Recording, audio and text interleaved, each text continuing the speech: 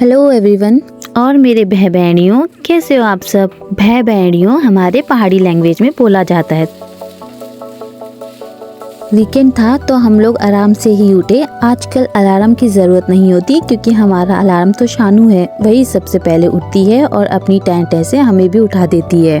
उसकी मॉर्निंग में टैं का मतलब होता है कि मैं उठ गई हूँ, अब मुझे बाहर ले जाओ। मॉर्निंग के ब्रेकफास्ट में आज ब्रेड ऑमलेट था।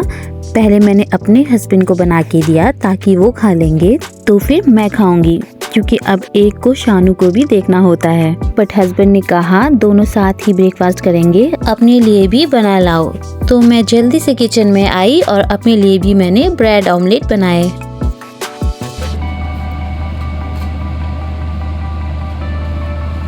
और मॉर्निंग की टी तो मिस हो ही नहीं सकती, और ये पहाड़ियों की फेवरेट भी होती है। खुशी में तो हम चाय पीते ही हैं, पर अगर दुख हो या टेंशन हो उसमें भी हम पहाड़ियों को चाय ही चाहिए होती है, और थकान में तो उससे भी ज्यादा। शानू अपने पापा के साथ खेल रही थी और अपनी ही लैंग्वेज में कुछ न कुछ बोल रही थी। आजकल ये इतनी ज्यादा बातें करने लगी है कि अगर हम रिस्पॉन्स कर दें तो और ज्यादा बोलने लगती है, और अपने पापा को देखकर तो ये और ज़्यादा मस्ती करने लगती है।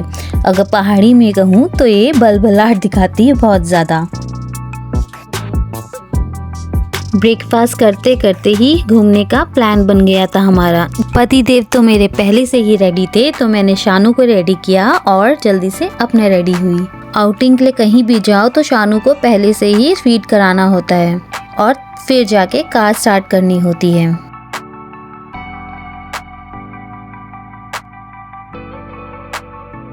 रेडी होके बाहर आई तो पीयूष ऑलरेडी शानू को बाहर धूप में घुमा रहे थे।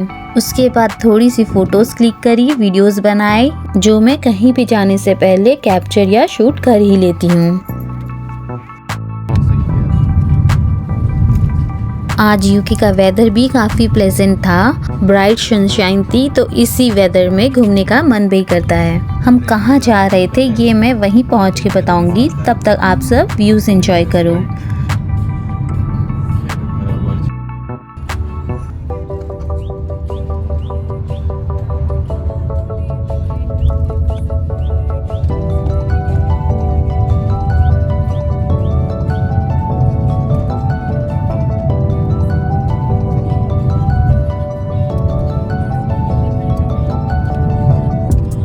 इस रोड को देख के मुझे प्रॉपर पहाड़ों की याद आ गई। हमारे पहाड़ों में भी ऐसी टेढ़ी मेढ़ी रोड्स होती हैं। वीडियो में उतना समझ नहीं आ रहा था, बट हम कार से ट्रैवल कर रहे थे तो प्रॉपर पहाड़ों वाली फीलिंग आ रही थी।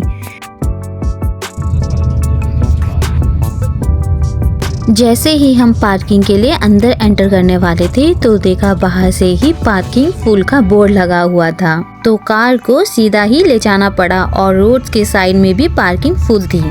इस वजह से हमें 3 राउंड लगाने पड़ गए। जैसे कि आप देख सकते हो वही सेम रोड और वही सेम राउंड अबाउट।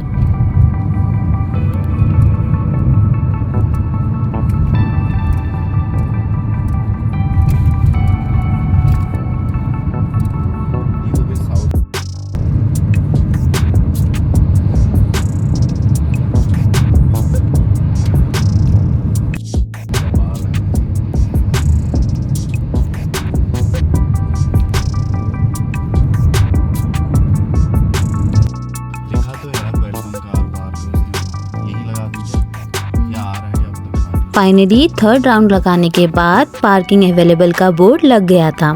पार्किंग के लिए अंदर गए तो वो भी फुल दिख रहा था, बट पार्किंग एरिया में भी 2nd राउंड लगाने के बाद फाइनली एक बे हमको मिल गया।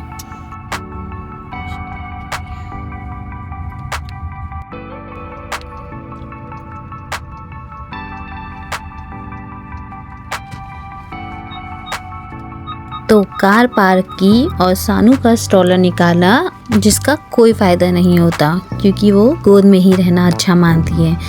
उसे सब कुछ देखना होता है तो वो स्ट्रोलर अच्छा ही नहीं मानती।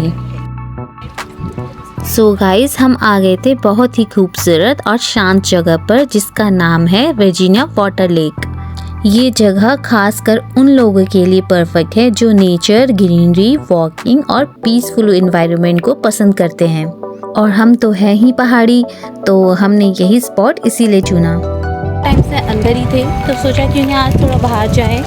बाहर तो हम वैसे जाते ही हैं, टाउन सेंटर, पार्क चले जाते हैं, बट तो आज हम थोड़ा दूर आए हैं, ज़्यादा दूर नहीं है बट यार, और हमारे यहाँ से सिर्फ 20 मिनट ड्राइव पर है। ये लेक ब्रैकनेल और विंडसर के पास ही है और लंदन से भी ज़्यादा दूर नहीं है। एक्चुअली जब हमारा आउटिंग का प्लान बना था तो हमने नियर बाय प्लेसेस सर्च किया था और हमें वर्जीनिया वाटर लेक दिखा। जब गूगल किया था तो काफ़ी सुंदर फोटोज और वीडियोस देखी थी इस लेक की, बट सीरियसली ये सिर्फ फोटोज में ही नहीं, सामने से भी बहुत ज़्यादा ब्यूटीफुल है। जैसा कि आप देख ही सकते हैं, सामने से ही लेक है।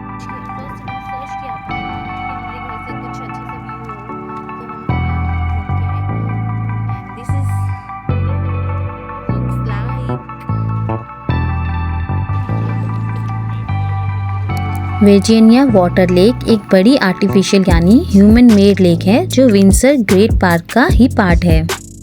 यहाँ आने से पहले मैंने गूगल में इसके बारे में थोड़ा बहुत हिस्ट्री निकाल लिया था।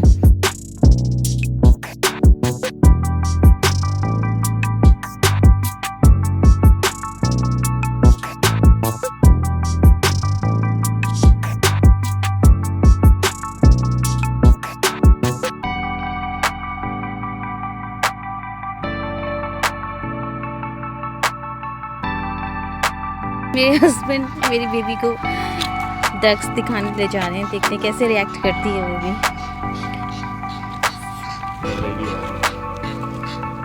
ओके।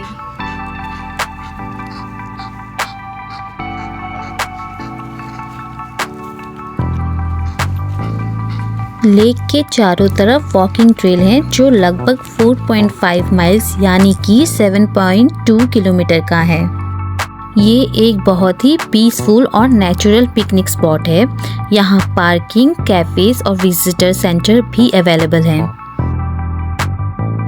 अगर आप खुद की कार से ट्रैवल कर रहे हो तो यहाँ 2 पार्किंग है, बट हमने ज़्यादा पास वाले में ही लगाई थी। यहाँ आकर आप बहुत सारी एक्टिविटीज़ कर सकते हो, जैसे कि lake side walking, cycling, photography, family picnic और वाइल्ड लाइफ और बर्ड्स भी देखने को मिलते हैं। यहाँ का एनवायरनमेंट बहुत ही क्लीन और पीसफुल है।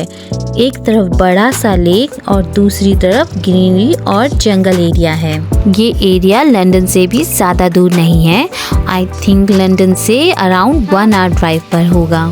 यहाँ कार, ट्रेन और बस तीनों से आ सकते हैं और सबसे nearest station Virginia water station है। वर्जीनिया वाटर लेक के चारों तरफ वॉकिंग पाथ बहुत ही सुंदर है। इसके एक तरफ लेक है और दूसरी तरफ ट्रीज और फॉरेस्ट है। बीच बीच में स्मॉल ब्रिजेस और ब्यूटीफुल सीनिक व्यूज भी हैं। लोग यहाँ मॉर्निंग वॉक, जॉगिंग और फैमिली आउटिंग के लिए भी आते हैं। यहाँ सिर्फ लेक ही नहीं बल्कि और भी बहुत सारी ब्यूटीफुल अट्रैक्शंस है। सबसे फेमस है कैस्केड वाटरफॉल। ये एक आर्टिफिशियल वाटरफॉल है जो देखने में बहुत ही ब्यूटीफुल लगता है।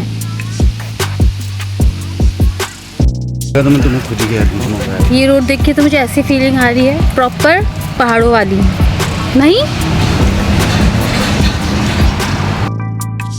और यहाँ रोमन रूइंस भी हैं जो एशियन रोमन आर्किटेक्चर की कॉपी है और देखने में बहुत इंटरेस्टिंग लगते हैं।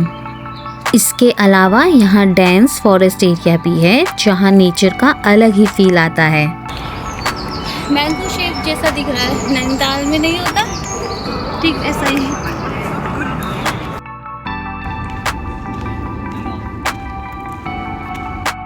तो वॉकिंग काफ़ी थी तो इसलिए हम वापस आ गए आधे से ही। शानू परेशान कर रही थी तो मैंने सोचा चलो वापस चलते हैं। अदरवाइज़ काफ़ी सारी चीज़ें यहाँ देखने को जो हमने मिस कर दी फ़िलहाल के लिए। नेक्स्ट टाइम देखते हैं क्या होता है। अभी तो फ़िलहाल कहीं बैठने की सोच रहे हैं, देखें।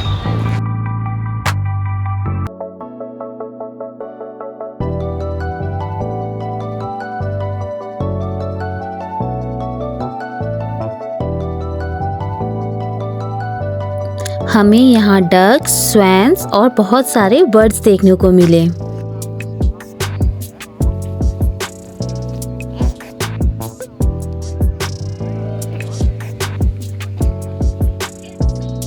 काफ़ी देर वॉक करने के बाद हम लोग थक गए थे और शानू भी रो रही थी, तो हमने एक एरिया पे जाके बैठ गए थे।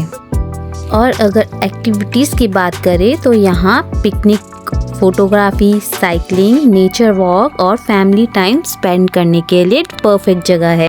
इनफैक्ट एक फैमिली तो ऐसी थी जिन्होंने अपनी बेटी का बर्थडे भी यहीं सेलिब्रेट किया। देन हमारे माइंड में भी यही आया कि हम अपनी शानू का बर्थडे भी यहीं सेलिब्रेट करेंगे। फैसिलिटीज़ भी यहाँ काफ़ी अच्छी है। पार्किंग एरिया है, कैफ़ेज़ और स्नैक्स हैं और डॉग बाथ्स भी बनाया गया है। और यहाँ आने के लिए बेस्ट टाइम है स्प्रिंग, समर सीज़न और ऑटम सीज़न है। इन सीज़न में यहाँ का व्यू और भी ज़्यादा ब्यूटीफुल लगता है। तो दोस्तों, वर्जीनिया वाटर लेक एक ऐसी जगह है जहाँ आकर आप नेचर के बहुत ही करीब फील करते हो और हाँ, डेली लाइफ की टेंशन कुछ देर के लिए भूल जाते हो।